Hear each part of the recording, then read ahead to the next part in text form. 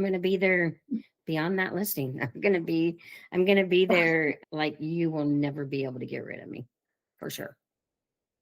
I'm going to be your best friends for 3 to 6 months.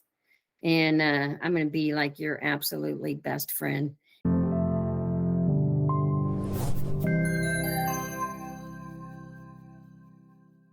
Welcome to the very first episode of Beyond the Listing. This is where we explore everything that happens on the journey of buying or selling a home, from the practical steps to the emotional milestones that happen along the way. But before we dive into future episodes with other guests and experts, we wanted to start right here with the story behind the host herself. Pam Linton has been helping clients navigate real estate for more than 23 years, guiding them through every stage of the process with care and purpose. And today we're flipping the mic so you can get to know Pam, the heart behind Beyond the Listing. Pam, welcome to your own show. Ready to share your story? I think your listeners are going to enjoy this one.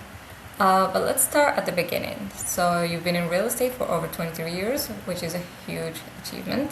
What first drew you to the industry? I started real estate because I was trying to find something that I could raise my son in and still be really family oriented, and that I could be home with him, and and be home with the family, because that was really important to me to make them number one. And which is kind of crazy, because when you do real estate, it's kind of all encompassing, right? Because you're dealing with so many families, and that's kind of your number one too, is dealing with families.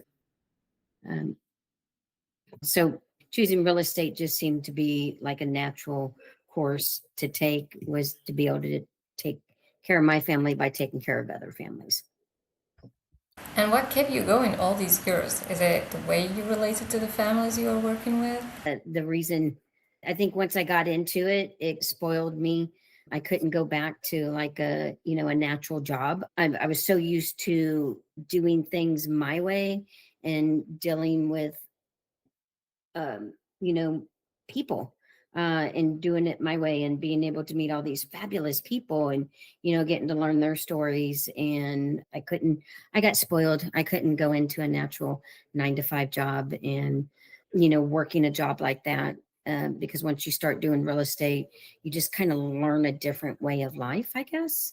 And even though it's all encompassing, it takes over your whole life. It's something that you got to love and enjoy. So got to love it and enjoy it. Yeah, I can see why you wouldn't want to go back to a regular job. So you've also obviously worn all the hats working in real estate. So from pricing, staging, to negotiating, and even closing.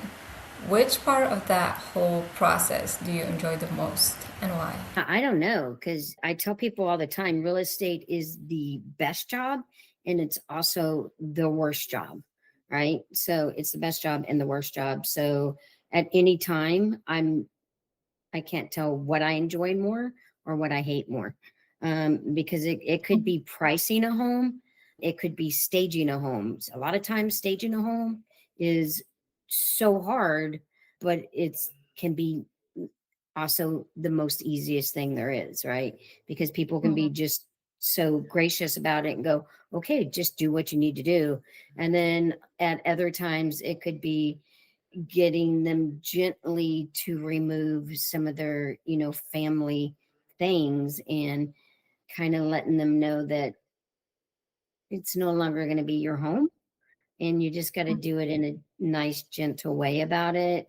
That can be really hard sometimes. So they could expect X amount of money, and they're only going to get X amount of money, right? So, and you get to be the bearer of these things. So you got people through the entire journey. I think that's why I relate with a lot of my clients, because I'll take you from the very beginning to the very end, and I'll guide you all the way through it. And even beyond that, I'll stay with you. I've got clients, my very first client that I ever sold to, I still keep up with them, and I still take care of some of their properties. He still calls me for things. So And I that's almost 24 years ago. Love that. That type of experience really makes you connect to the people, trying to make the experience less stressful and more personal as well. To somebody, and it took us 3 years till they were finally ready. And that was probably about 3, 4 months ago. And I called them earlier today just to remind them to set back money for their taxes to make sure that they're going to have enough money. So, even 3, 4, 5 months down the line, I will still be calling you just to make sure that you're saving enough money for your taxes, or to make sure that you filed your homestead, or, to make sure that you're doing some of the things that you still should be doing for that new home. 3 years. Wow, that takes a lot of patience and commitment. What was that experience like for you? They just weren't ready, just that final push in. So I just didn't want to push them. It was for them to make that decision. So you just have to be really patient and let them decide when they're going to do it. You just got to be patient and they'll do it. Exactly, that's such a great point to highlight that sometimes it does take a lot of patience to help the clients find exactly what they need. So, how are you able to balance that emotional side of your business with, the business side, especially when clients take a very long time to decide? You know what? I always try to just, I don't worry about one transaction. I try to always make sure that I have more than one thing going on, because it may take them 3 years, 4 years. It may take them longer. So if I have more things going on, then I don't have to worry about the one thing. And that one person that took me 3 years, then they will refer me to their friends and family. So hopefully that will create more business for me in the future. Absolutely. You have to really be patient, listen and have empathy in the real estate industry to be able to make it. I think empathy is a great thing, because I think people need to be heard and they want to know that you're listening to them. I had a conversation today with somebody, and he definitely wasn't listening to me. And when I told him he wasn't, he started arguing with me, and I said, "Oh, okay. I apologize to you that you're not listening to me." And he still didn't get it. So he just was worried about him, not me. And in sales, you should never do that. You should always be concerned about the other person, empathize with them. They're your client, they're your person. You should take care of them, and in return they'll take care of you. It's really refreshing to hear that having patience, empathy, and heart still actually leads to real success. So, you've also owned a franchise and managed a team of agents, which I can only assume gave you a completely different perspective on the business, especially in terms of the leadership and growth. Do you want to maybe talk a little bit about that? That was a huge experience for me. I owned it for about 3 years, and then I had to give it up due to some health issues. But that was a great experience. And oh my God, that was such a huge growth for me to be in that leadership role and to experience that. And at one point I had 25 agents underneath me, and to know what those concerns are, and to be able to take care of it and be in that other role, it was inspiring for me. I kind of set my business to the side why I was doing that, and it was a pretty fantastic thing. So then I had to, again, like I said, I had some health issues, and I had to let the let it go. But again, God will bring you into things, and then he'll take you out of it. And it was just a huge growth experience for me. Learned so much from it. So now I'm back That's to selling, back to my business and my referral and my real estate. Yeah, with a whole lot more experience. Some other certifications, my business exponentially. That's beautiful. I'm really happy for you. I hope you go on into more growth and success. So, yeah, stepping back from that leadership seat must have been a major turning point. How did that experience change the way you approach your career and life? You that was quite an experience. It taught me a lot about, faith and family, and about life in itself. It was a very stressful time.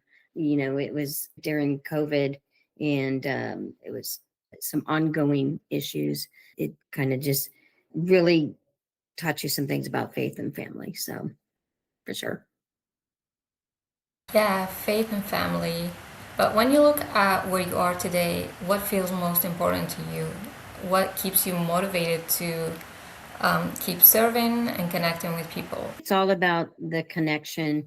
So, as I've gone through this journey, I've met so many people, and I get to learn about their lives, and I get to be a part of their family and get to learn about them. And this is their most important thing that they're doing in their family. And so I get to be a part of that. And I think that is one of the most fabulous things there are, because they get to trust me, and I get to trust them, and I get to be part of their one of their most fabulous things in their life. So great. I love that. It sounds like that turning point gave you a whole new reason behind the work you do. Before I like people a lot, but I think this part of it really sent another. It just gave me a deeper meaning of it. Yeah, to take things a little bit more, be a little bit more kinder and gentler to things. Yeah, I mean, the name of your show, Beyond the Listing, I think it really captures that philosophy. So, what does this phrase mean to you personally? I'm going to be there beyond that listing. I'm going to be there, like, you will never be able to get rid of me, for sure. I'm going to be your best friends for 3 to 6 months, and I'm going to be like your absolutely best friend. And then after that, you will never be able to get rid of me. You will always pick up the phone for me. You're stuck with me forever. You will never get rid of me, for sure. I love that. So, if someone were to work with you, what would you want them to feel from the start to finish of the process? I'm listening to you. I hear what you're saying. I'm going to get you the most money. If I'm listing your house, I'm going to get you where you need to be and get you the most money in the least amount of time. And I'm going to get what you need, right? So, what are your end goals? And I'm going to get you there. And if you're purchasing a house, what are your goals? And I'm going to get you there. But I'm listening to you, and I'm going to get you where you need to be. Love that. So, you say that you want to reach more people and connect on a best friend level, right? How do you hope this podcast help you do that? You're going to listen to the podcast, and you're going to enjoy it, and you're going to be like, oh my God, I want to be on that podcast. Get me on it. I got things to say. I think I want to be on it and chat, and let's do this, right? Love it. Yeah, turning all those years of experience into something that inspiring people who either are just starting their own journey or they are in a place of doubt. Yeah, I want you to be in the conversation. Let's talk about it, and let's see what comes up next, right? Um, yeah, I don't know. Let's see where it takes me. Amazing.